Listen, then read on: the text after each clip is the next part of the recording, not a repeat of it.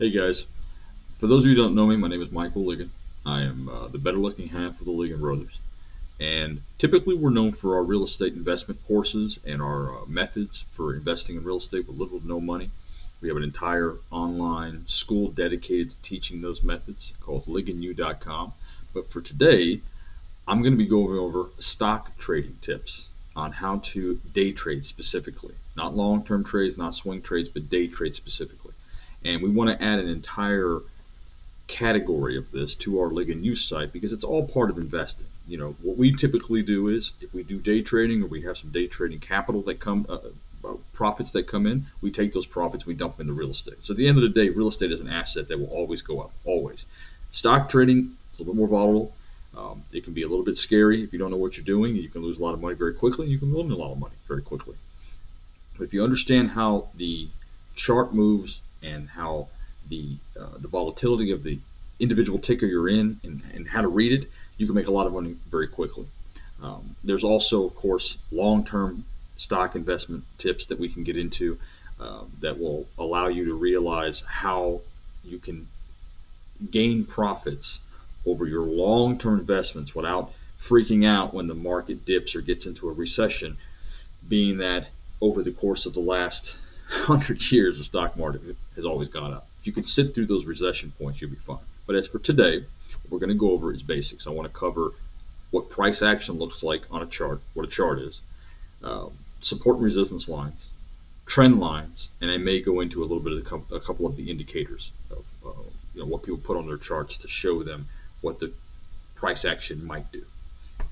So let's dive on in here. And if you guys like the content, I will make videos specifically to each individual section because there's a lot of information that goes into reading a chart properly. I'm going to really just touch on them because it can get quite complicated, but broken down, anything's understandable. So the first thing we're going to look at is candlesticks.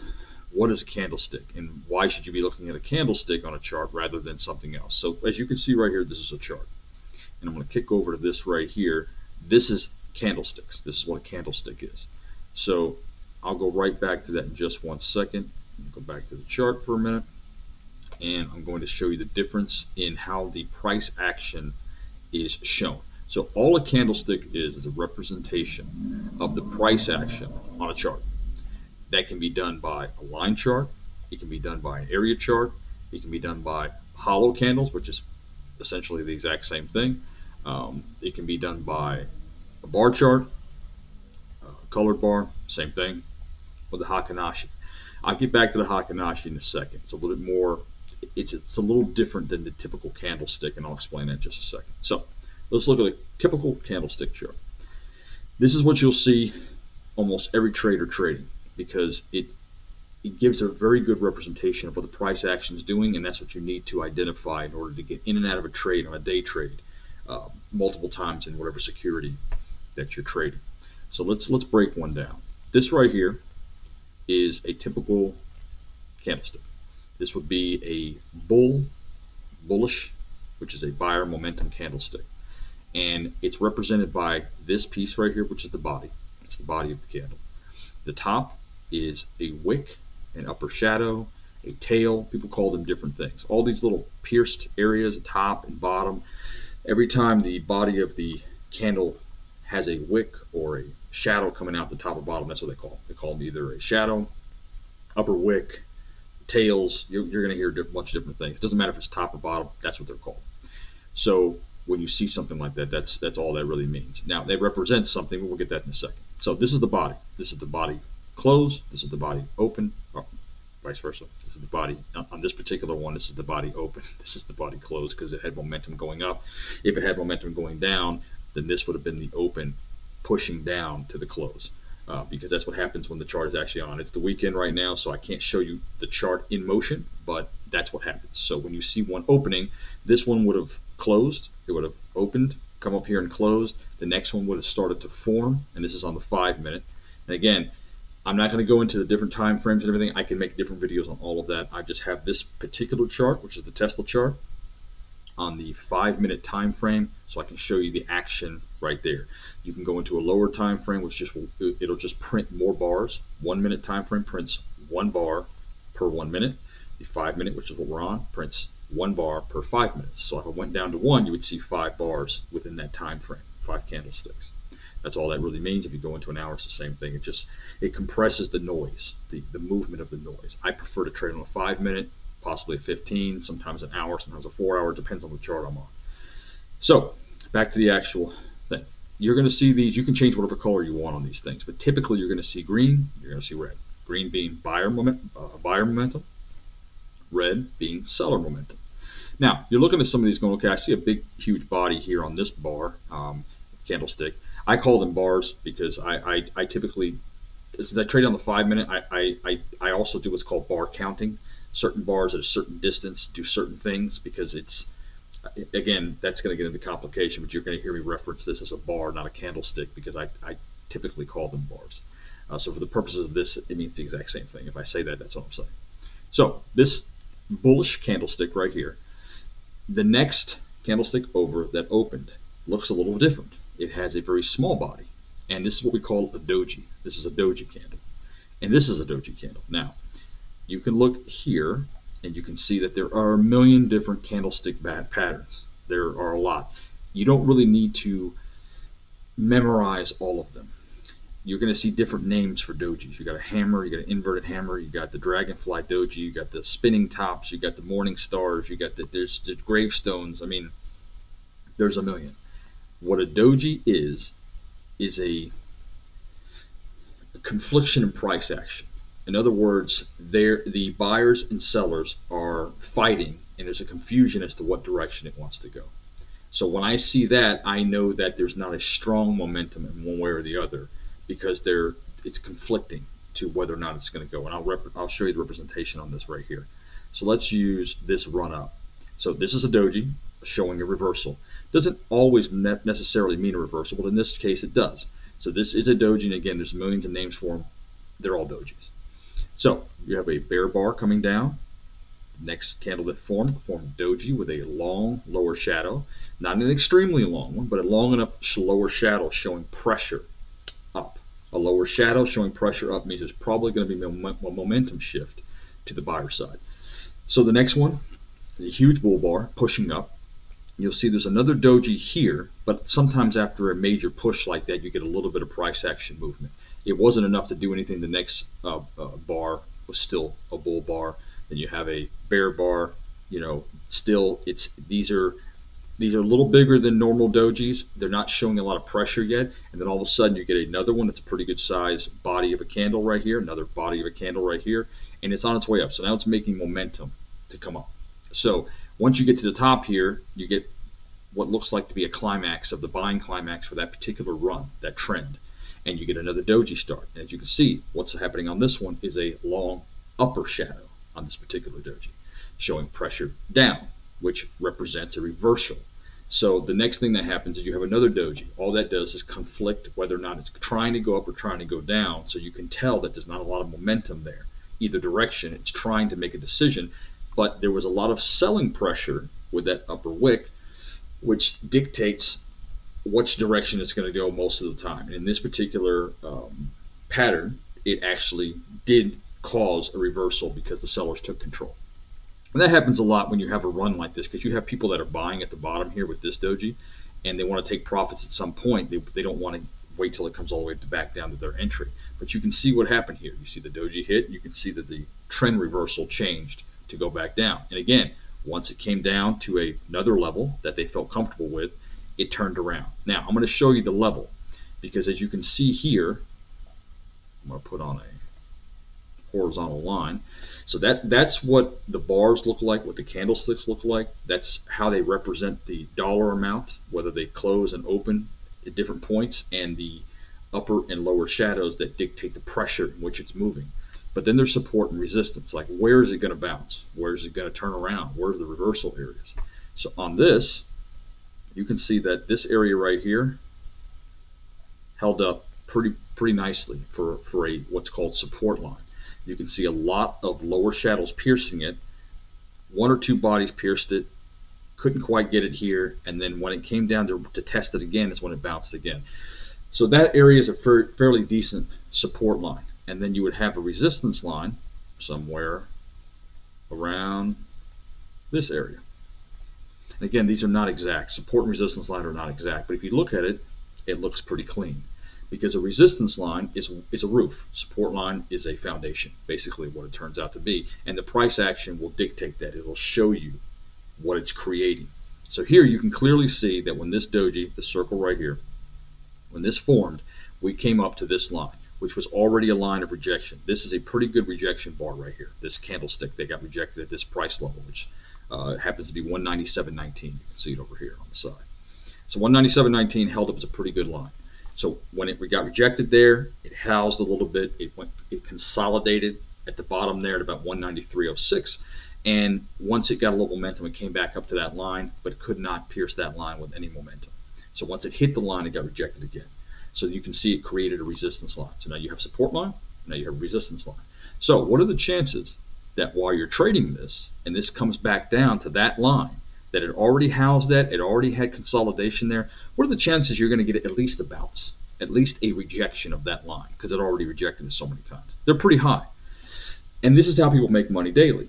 Because what I would have done here is I would have been ready and looking for some sort of candle movement to show me a signal bar of whether or not to enter for a bounce. Once I saw this doji forming and the next bar went bullish, I would have been in. The entry would have been right here. I would have been right in on this bar right here, because my stop loss could have been right underneath a break of that low, which it never did.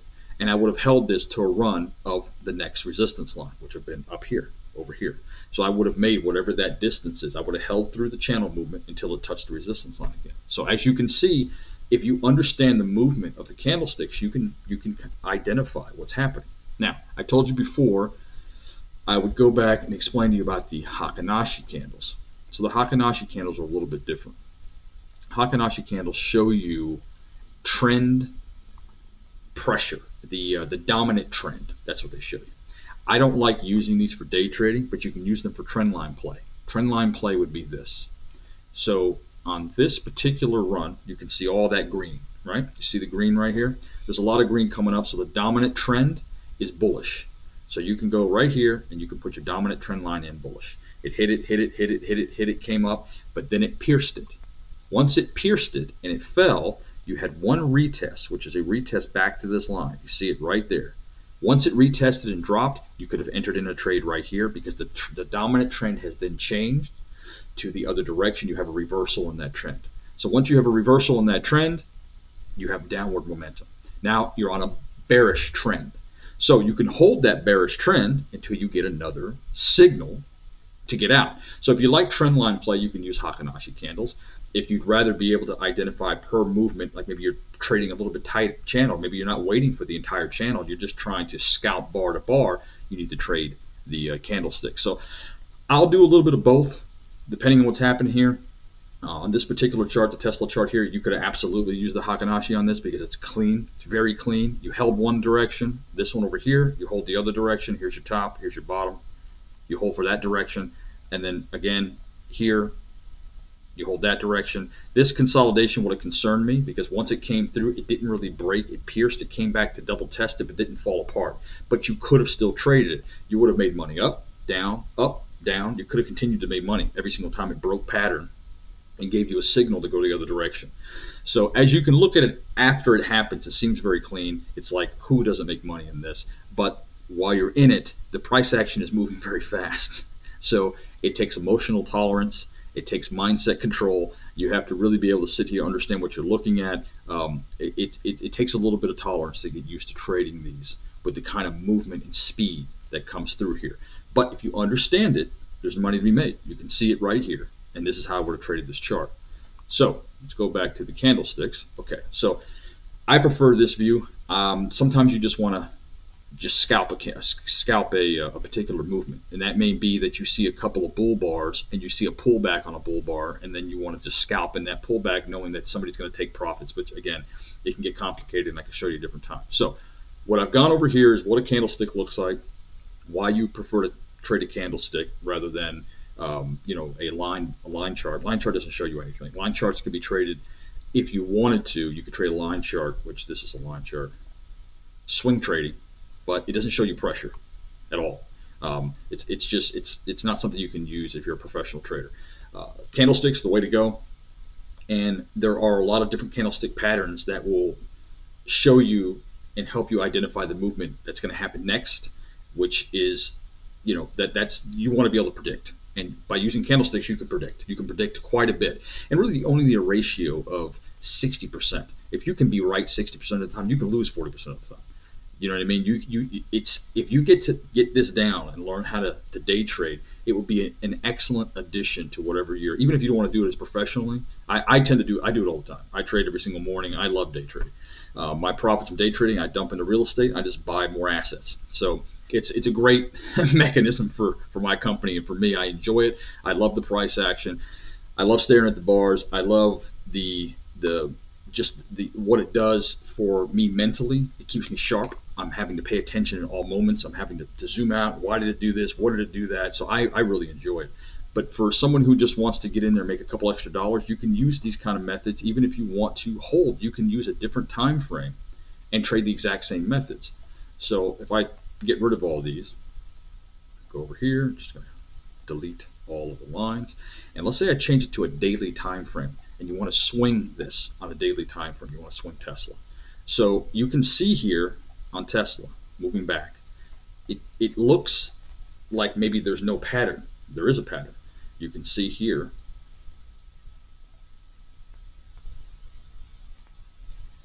roughly, give or take a little bit, you got a pattern right there where it pierced it a little bit here but continued below it. Once it pierced over with any good momentum, it started going the other direction. So what is it doing now? It's running up. So you can see the lines. And actually it channeled, if you really want to look at it, it kind of looks like it channeled a little bit on the way down. It held that line, almost a parallel channel. So again, you can if you sit here and start paying attention to them, you can use these lines. You can use the support and resistance. Again, here we can look at support and resistance and see how many times it hit it. It identifies itself. Once you start understanding a chart, you can see it. You can see it right here. This line right here. You can see how it hit it here. It pierced it, came back up, retested, came up, hit it again. So it was support at one point. It was resistance at another point, and then it broke, and then it came back up, and guess what? What did it do? It pierced it, came back to it. So it likes this line. Now, when you play a daily chart on a Fortune 500 company like a blue chip, sometimes you're looking at more of a supply and demand zone. There's usually more than just one solid line. Now, if you're playing, penny stocks, you'll usually see a pretty dominant line. You play blue chips, there's usually a lot more room. Like you can see supply and demand zones. What supply and demand zones are typically exactly what I said, resistance and support. They're just bigger zones. So let's say, for instance, here. You see this top right here? That's a topper. That's a resistance line. But it was also a support line right here. You see the zone? You see the zone down there? You see how the zone shows itself? And here's a support line right here, support line right here, support line right here, support line right here. Cracked it, came back up, tested it, but not quite the line that would have become resistance, because when you play a blue chip, you get more of a supply and demand zone. It doesn't quite pierce into the same level. But again, these are more advanced tactics and more advanced methods that I can get into with supply and demand and other videos. So I think I've covered what candlesticks are, basically how the body of movement is, what a doji is. It's a sign of a reversal one way or the other. There's a million different types of dojis. They're all dojis. There's different type of candlestick patterns you can look at. You can identify them by, kind of coming in here and seeing if you can find what's called a cup and handle. Sometimes you might see like a stock movement coming down, swirling back up, coming down, coming up, and then dropping. Like those are cups and handles. There's a million different ones, and you can see them. Once you start visualizing this price action as a fluid movement and start to see support, resistance, and trend lines, it all starts to make sense. It's not so complicated after a while. You just have to see a lot of charts. You got to go in there, and you can go. I use Webull for charting. I do not use Webull for my trading because it's not a premium platform. But the charting is excellent, and you can get a free. You can get this for free. The platform. You can just go to Webull and download it. I like the charting on Webull. I use DOS Trader for my actual trading, my day trading, and I can go into different brokers and things depending on how you trade. There are a lot of great brokers out there, but if you're primarily a long trader, you might want a different broker than if you're a shorting trader. I tend to short. I'm real big on shorting stocks because I can identify when something's become overextended, more so than just the bounce points, because there's also things that happen with bounce points where, since 97% of people like to go long on a stock, they don't like to short. There's something mentally that they don't like to do it. They're afraid of it. It can also be dangerous because you go long. If you lose, you can only lose what's in your account. You go short, you can lose infinite amount of money because I can get into that in another video too. But point being, I tend to short, and since most 97% of people they go long, a lot of the time the pressure going up gets to a climax and drops, and a lot of people get stuck up there, what's called a liquidity trap in certain areas, and I can identify those going short more than I can go long. Again, I don't want to overcomplicate this particular video. So we went over charting, what a chart looks like. We went over what candlesticks look like versus the other line types. Went over what support and resistance looks like, and I can show you support and resistance on millions of charts. I can do a video on it all by itself along with supply and demand. And we also went over what trend lines look like, which trend lines is technically support or resistance lines at different parts of the chart. So let's say if you were zoomed in on some of this, you would have one here. That didn't turn on. You would have a trend line here. See that? That'd be a trend line up. You'd have a trend line here. See that? So if I was watching this, and again, this is the daily chart, so this wouldn't happen. But let's say it was a 5-minute chart, and this was forming. That's what you call a pennant. And when you get a breakout of a pennant, you get a pretty good distance going. So a lot of stock trading is a lot of triangles. When you can identify a triangle, the tighter it gets in the wedge of the triangle, something's going to happen violently on one side or the other. You're going to see that 1,000 times when you day trade. And being able to identify which way it is may come with either the pressure of the volume, which is another video. I can show you how to identify and predict which way the stock may go based on the pressure of volume from the bears or the bulls coming into especially a pennant. So you're going to get a violent action when it gets close to it. It's like squeezing something into a corner, and finally it's either going to pop up or down. And that's what happened here. It went up, and it went up for a couple days. And I'm sure you could find it again if you really looked for it. It happens all the time. You could find a downward one here. So, but anyway, that's today. That's a little bit of information. If you guys like this video, if you like the information that's on it, I will start breaking down with more detail each individual segment, and I'll start uploading them into ligonu.com, and you guys, they'll be free. You guys can just go over there and learn it. I think this is something everybody should know. I'm teaching my kids how to understand how stock trading works. This is something that can bring you money from just a couple hours in the morning. That's all you have to do. Typically, I don't trade past 12, and I can explain to you why. The movement is very different.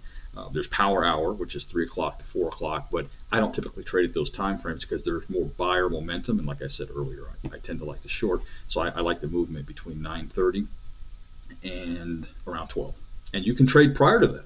The market opens at 9:30, but you can trade prior to that is what's called pre-market, and then there's also after hours. So again, I can make tons of videos breaking down all of this information if you guys like the content. So leave me a comment below, like the video, let me know, share it around the algorithms. If you don't do that, nobody's going to find it. If you like the content, want to make more, then you gotta blast it out, help me out a little bit here, make some comments, say, hey, it was good, thumbs up, I don't know, just throw something down there so the algorithm knows, hey, somebody actually cared about this video, maybe we want to see more. And let me know and I'll make some more. All right? Hope it helped you guys out. Thanks.